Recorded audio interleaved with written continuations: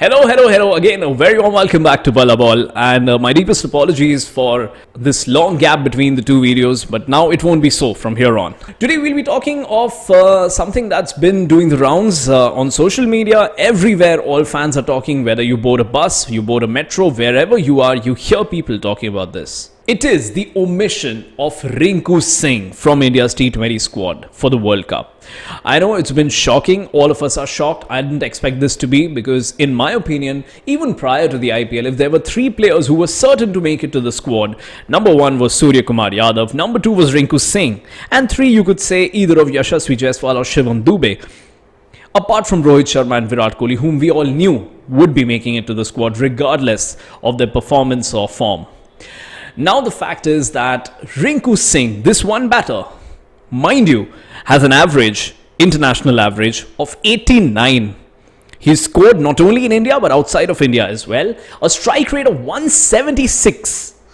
So there is nothing more that he could have done. What else do you expect him to do? I think he's done everything that the team has asked him to, yet he's not been selected. He's the best finisher we have. IPL, of course, Dinesh Karthik is finishing well, but we know that we won't be seeing him in international cricket anymore. So Rinku Singh is the best finisher we have, yet he's not been selected. And I don't know what goes through the minds of the selectors because this question was posed to Captain Rohit Sharma and Chief Selector Ajit Agarkar during the press conference. And they gave the very same answer that they always do, that there's only 15 players we can choose. That's the size of the squad, and which is why we've carried Rinku Singh and Shubman Gill, who are quality batters, who haven't done anything wrong, but they had to be in the reserves. So I'll tell you directly who I feel could have made way for Rinku Singh. In my opinion, it is Akshar Patel, because to be very honest, nothing against Akshar Patel, but his performance in this IPL has not been such that you would consider him to be in the top 15 T20 players for India at this moment. He has been there in the past, but right now, I don't think so. And if you really wanted to carry him as a backup for Ravindra Jadeja, because they are of the same skill set, I think he could have been in the reserves, because had Jadeja been injured, you could have replaced Jadeja with Akshar Patel at that point, rather than having four spinners in your top 15 and keeping out Rinku Singh, a gem like Rinku Singh. So I am personally really shocked, really surprised, unpleasantly surprised about the fact that Rinku Singh has been dropped from the top 15, and I would consider it to be dropped because the fact is that you can't play him in the World Cup unless you have a serious injury in the side. So as it is, I did not have very high hopes from India for this T20 World Cup because I've seen what high hopes do to you when you have them in a World Cup for India. But now that Rinku Singh is in there, I think it's going to be very difficult for India.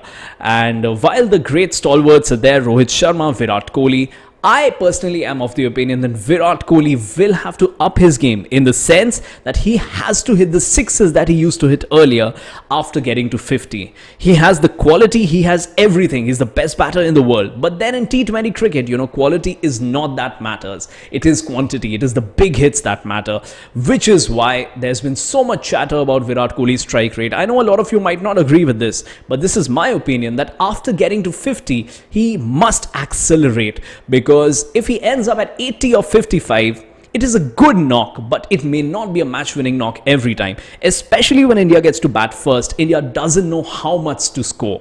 When you're chasing, you of course know that this is the run rate we need and this is how fast we need to play. But when you're batting first, I think Virat has to get to 50 of 30-35 balls, which he's very well capable of. And after the 50, he has to hit those sixes that he always used to earlier, which has not been the case in the last 2-3 years. If he's able to do that, I don't think there's anyone better than him at number 3.